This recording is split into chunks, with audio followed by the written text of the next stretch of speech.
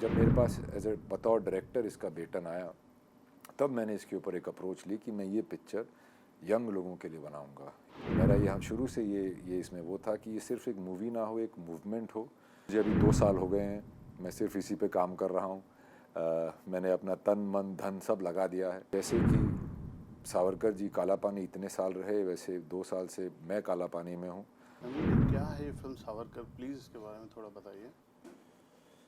क्या है फिल्म, ये उनकी जीवनी पे आधारित है और 1897 से 1950 तक की कहानी है, जिसके अंदर मैंने जो भी उनके ऊपर मिस इन्फॉर्म्ड लालछना जो लोग लगाते हैं, जो उन्होंने अंग्रेज़ों से माफ़ी मांगी थी, मुस्लिम हेटरेड थी, या गांधी हत्या का जो उन पे एक्यूजेशन लगा था, मैंने सब चीज़ों को एक बहुत निडर तरीके से हैंडल किया है और वो फिल्म में डाला है।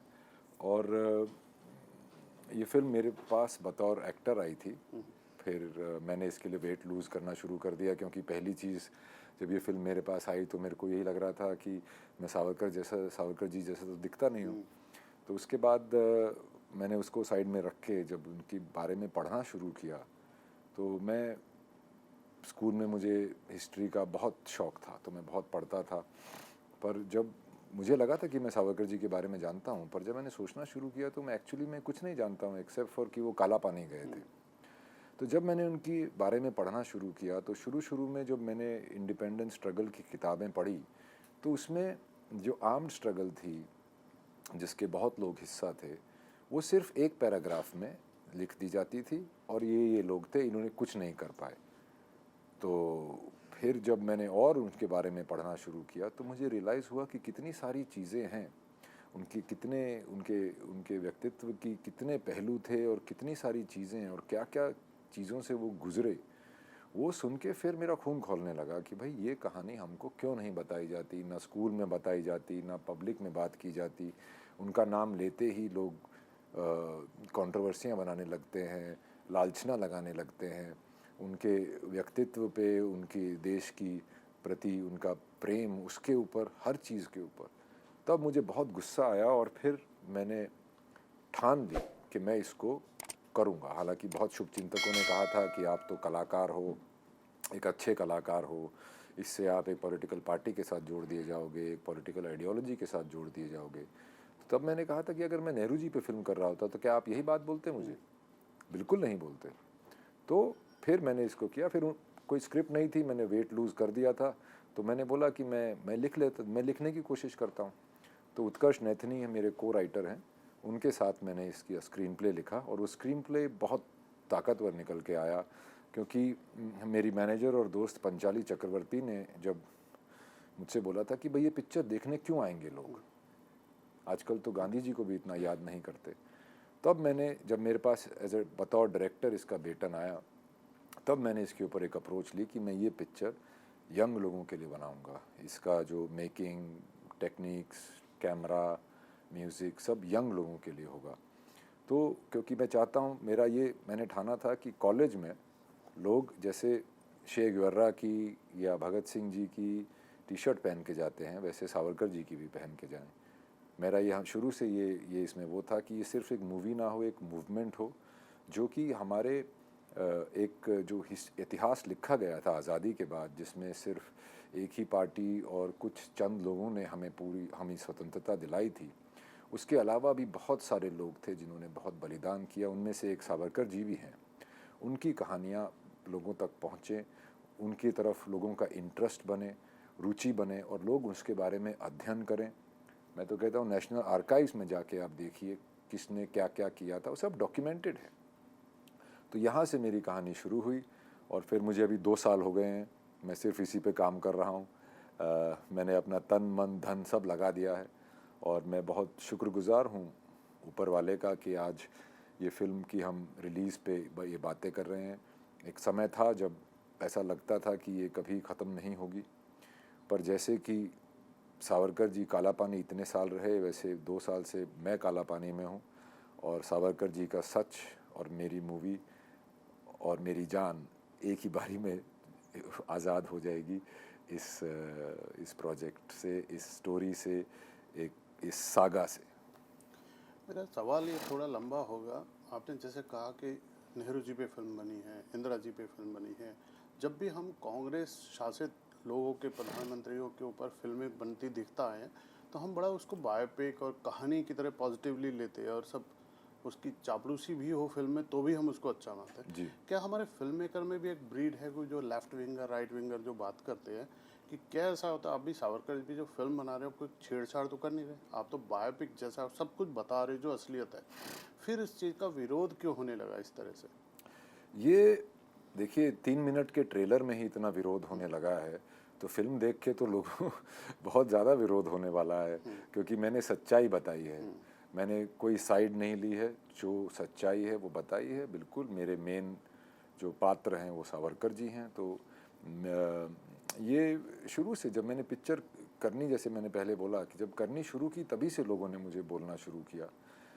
सरदार पटेल जी पे 2 पिक्चरें बनी है, राजा रवि वर्मा पे मैंने खुद बायोपिक की है, मंगल पांडे बनी है, मैंने चार्ल्स सोबराज का रोल किया है, सरबजीत का रोल किया है, तो काफ़ी बायोपिक्स तो मैंने ही की हैं। फिर उनका नाम आते इतना विरोध क्यों? ये बात मैं भी सोचता हूँ, क्योंकि उनको for political reasons I feel उनको मलाइन किया गया कि उनकी कहानी बाहर निकल के ना आए। जैसे उनको माफ़ी वीर बोलते हैं, वो माफ़ी वीर नहीं थे। अगर वो माफ़ी वीर होते तो उन्हें 27 साल बंदी बना के नहीं रखा जाता, अंग्रेज उन्हें छोड़ देते। तो यहीं से वो जो एक थ्योरी जो बना रखी है लोगों ने, वो यहीं डिबंक हो जाती है। जुडिशियल सिस्टम में अगर आप कभी किसी कोर्ट के साथ पाला पड़ा हो, भगवान करे आपका ना पड़े, पर अगर पाला पड़ा हो तो कोर्ट को honourable court, yours obediently, your humble servant, your sincerely, ये सब एक लैंग्वेज होती है जो कोर्ट में लिखी जाती है। और सावरकर जी बेल याचिका जिसको बोलते हैं वो लिखते थे, वो खुद लॉयर थे, तो उन्होंने वो खुद लिखी। वो हक होता है किसी का भी, हक होता है। और भैया आप 27 साल की उम्र के हो, एक आज के दिनों में तो वो लड़के ही हो गए, राइट? उस तरफ तो आदमी हो जाते थे उस ज़माने में। और आपको 50 साल अगर जेल में 11/7 की जेल में डाल दिया जाए और आप वहाँ पे जाके क्या आप रिजॉर्ट की तरह रहने लग जाएंगे? बिल्कुल नहीं, आप उससे लड़ेंगे। तो सावरकर जी का ये मानना था कि साम दाम दंड भेद कुछ भी लगा के हमारा कर्तव्य है कि यहाँ से बाहर निकलें और वापस स्वतंत्रता की लड़ाई में जुड़ें, वहाँ पे सांस्कृतिक, सामाजिक, पॉलिटिकल हर तरह के काम में योगदान दें ताकि हम नया भारत बना सकें। तो ये उनकी सोच थी उसके ऊपर। और सिर्फ उन्होंने अपने लिए ही नहीं, बहुत लोगों के लिए लिखा था। सभी को छोड़ दिया गया था। सिर्फ सावरकर ब्रदर्स, जो बाबा राव सावरकर इनके बड़े भाई थे, जो भी काला पानी में रहे थे, वो इनसे भी बड़े अनसंग हीरो हैं। उनके ऊपर एक सेपरेटली पिक्चर बनाई जा सकती है। इनफैक्ट मैं कई बार अपने फ्रेम में देखता था और बहुत सारे लोग थे जिनको कईयों का तो मैं नाम भी नहीं दे पाया हूँ मूवी के अंदर, पर उनके सबको मैंने देख देख के कास्टिंग की थी। उन सब के ऊपर एक बायोपिक बन सकती है। श्याम जी वर्मा के ऊपर बन सकती है, मैडम कामा के ऊपर बन सकती है, लाला हरदयाल के ऊपर बन सकती है, भाई परमानंद के ऊपर बन सकती है।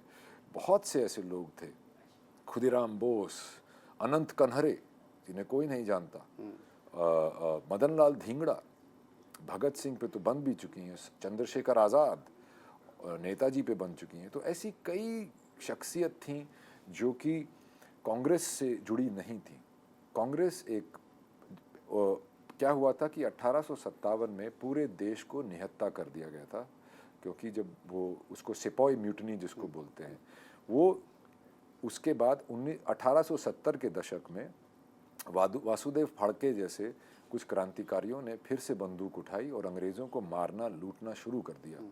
उनको भी मुखबरी में वो पकड़े गए और उनको भी मेनलैंड पे नहीं रखा, यमन भेज दिया। उनको फांसी नहीं लगाई, नहीं तो वो मार्टर बन जाते। उसके बाद उनको यमन में 3 साल के बाद चुपके से फांसी दे दी। फिर वो बढ़ता रहा, फिर तिलक जी पॉलिटिक्स में आए, रंगारी करके एक पूना के थे जो भी बहुत पार्टिसिपेट करते थे, उन्होंने गणेश उत्सव शुरू किया जो कि विसर्जन जो कि तिलक जी पूरे देश में लेके गए, जिसमें वो पहले भगवान के नाम लेते थे और फिर बीच में क्रांति का मैसेज देते थे।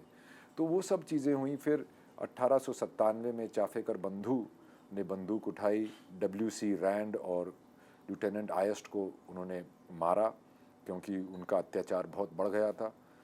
तो वहाँ से प्रेरित हुए थे विनायक सावरकर, और उन्होंने 1907 के करीब एक किताब लिखी थी कि जिसको सिपॉय म्यूटिनी से पूरा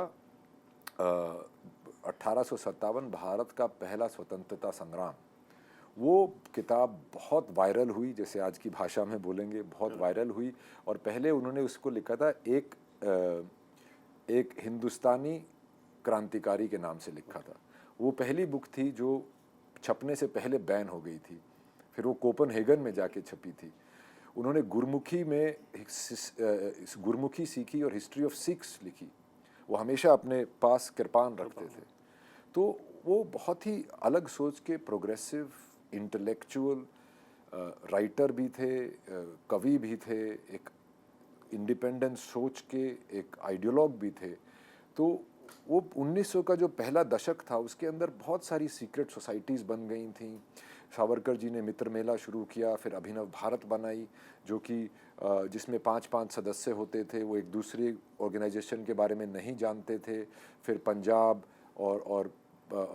बंगाल और मद्रास कॉन्स्टिट्यूंसी और बॉम्बे प्रोविंस के सारे आपस में बातचीत शुरू हो गई थी। यूरोप में क्रांतिकारियों का एक सीक्रेट सोसाइटी बन गई थी। भारत बंदूकें भेजी गई थी। लेनिन जी से मिलके उनसे बॉम्ब मैनुअल्स ली गई थी पेरिस में। फिर चिट्ठियां लिखी गई थी फौजियों को और रजवाड़ों को कि हमारे साथ जुड़िए, बगावत के लिए तैयार रहिए। तो एक पूरा मुहिम बन गया था, एक पूरा जुट बन गया था। और पर उनका साथ कांग्रेस ने नहीं दिया, क्योंकि इंडियन नेशनल कांग्रेस बोलनी चाहिए, जो कि आज वाली जो कांग्रेस है वो सेम नहीं है। इंडियन नेशनल कांग्रेस एक लिएजॉन बॉडी थी जो कि 1885 में बनाई थी। A.O. ह्यूम नाम के एक आदमी थे। वो एक लिएजॉन बॉडी थी which between the British educated Indians and the imperialist British. तो उसका यही था कि जो वसुदेव फड़के जैसे जो वायलेंस की तरफ जा रहे थे उनको रोक के बातचीत से हल निकाला जाए। तो जब मदन लाल धिंगड़ा ने लॉर्ड कर्जन वाइली को मारा, जो कि सीक्रेट सर्विस के लंदन के हेड थे, जो कि पहली राजनीतिक हत्या थी ब्रिटिश सॉइल पे, उसके बाद किसी ने उनकी सपोर्ट नहीं की। गांधी जी ने उन्हें कायर बोला हिंसा अपनाने के लिए।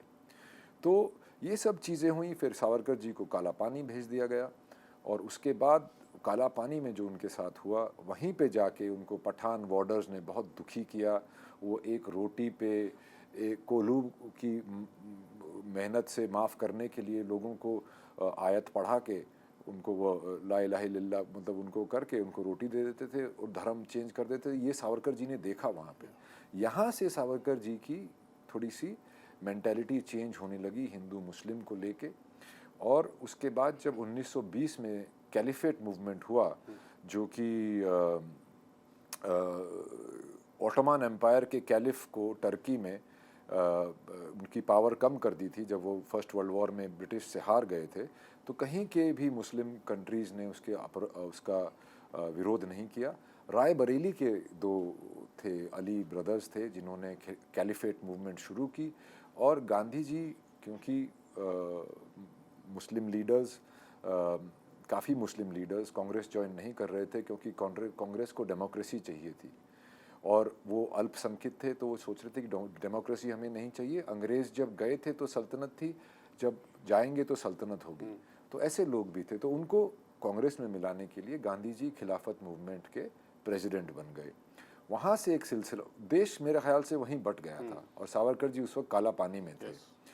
वहाँ से एक मूवमेंट शुरू हुई जहाँ पे धर्म के नाम पे अलग इलेक्टोरेट देने लगे, परसेंटेज से ज़्यादा गवर्नमेंट प्रोविजनल गवर्नमेंट में सीट देने लगे। ये सब चीज़ें जब होने लगीं तब सावरकर जी ने बहुत वो हुआ, और एक पैन इस्लामिक इन्वेजन का डर हो रहा था उस वक्त नॉर्थ वेस्ट फ्रंटियर प्रोविंस में, और सावरकर जी ने जेल में पठान वॉर्डर्स को कैसे वो लोगों को हैंडल करते थे देखा था। तो उन्होंने ये कहा, इनको ये लगा कि अंग्रेज़ी फ़ौज में ज़्यादातर नॉर्थ वेस्ट फ्रंटियर में मुस्लिम सिपाही हैं, तो अगर जिहाद के नाम पे हमला होगा तो वो धर्म के नाम पे लड़ेंगे या देश के नाम पे। इसीलिए उन्होंने हिंदुत्व का आइडियोलॉजी को जन्म दिया, जो कि बहुत ही यूनिफाइंग पॉलिटिकल आइडियोलॉजी थी। उनका ये था कि सिंधु नदी से सागर तक इस विशाल भारत देश में जो भी रहता है वो हिंदू है, चाहे वो किसी भी धर्म, जात या समाज का क्यों ना हो। तो ये बात बहुत आगे की बात हो गई थी, क्योंकि उस वक्त देश की आइडेंटिटी नहीं थी, देश अलग अलग राज्यों में, रजवाड़ों में बटा हुआ था।